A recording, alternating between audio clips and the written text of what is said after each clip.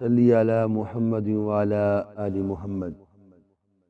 بسم اللہ الرحمن الرحیم۔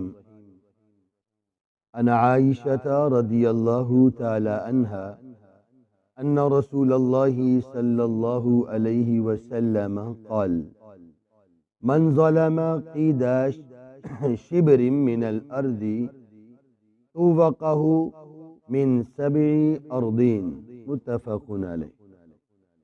امی عائشہ صدیقہ رضی اللہ تعالی عنہ سے روایت فرماتی ہیں کہ رسول اللہ صلی اللہ علیہ وسلم نے فرمایا کہ جس نے ایک بالشت کے برابر زمین ہتھیا کر کسی پر ظلم کیا تو اللہ تعالیٰ کی طرف سے قیامت والے دن اسے 7 زمینوں کا طوق پہنایا جائے گا۔ اس حدیث سے معلوم ہوا کہ دنیا میں تھوڑا سا ظلم بھی، کسی کا معمولی سا حق بھی مار لینا، قیامت کے دن عذاب شدید کا باعث ہوگا۔ عن ابی موسیٰ رضی اللہ تعالی عنہ قال قال رسول اللہ صلی اللہ علیہ وسلم ان اللہ لیملی للظالم فاذا اخذه لم يفتله ثم قرأ وكذلك اخذ ربك اذا اخذ القرى وهي ظالمة ان اخذه علیم شدید، متفق علیہ۔ ابو موسیٰ رضی اللہ تعالیٰ عنہ سے روایت ہے، فرماتے ہیں رسول اللہ صلی اللہ علیہ وسلم نے فرمایا یقیناً اللہ تعالیٰ ظالم کو مہلت دیتا ہے، لیکن پھر جب اس کی گرفت فرماتا ہے تو اسے نہیں چھوڑتا۔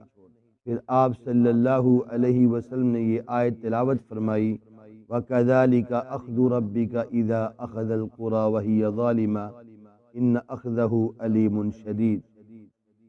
اور اسی طرح تیرے رب کی پکڑ ہے جب وہ بستیوں والوں کو پکڑتا ہے جب کہ وہ ظالم ہوتی ہیں، یقیناً اس کی پکڑ نہایت دردناک اور شدید۔ اس حدیث میں اللہ تعالیٰ اپنی حسب مشیت و مصلحت ظالم اور گناہگار کو مہلت دیتا ہے، لیکن جب مواخذہ فرماتا ہے تو پھر اس کی گرفت سے بچنے کی کوئی صورت نہیں ہوتی۔ اس لیے ہر شخص کو ظلم و معصیت سے اپنا دامن بچا کے رکھنا چاہیے، مہلت سے دھوکے کا شکار نہیں ہونا چاہیے، کیونکہ پتہ نہیں کب اس کی مدت و مہلت ختم ہو جائے۔ بندہ یہی سمجھتا ہے کہ میرے پاس بہت وقت ہے، اگر طاقت ہے تو اس طاقت کا فائدہ اٹھایا جائے، دوسروں کے اوپر ظلم و زیادتی کی بھرمار کی جائے۔ اللہ نے اگر مال دے رکھا ہے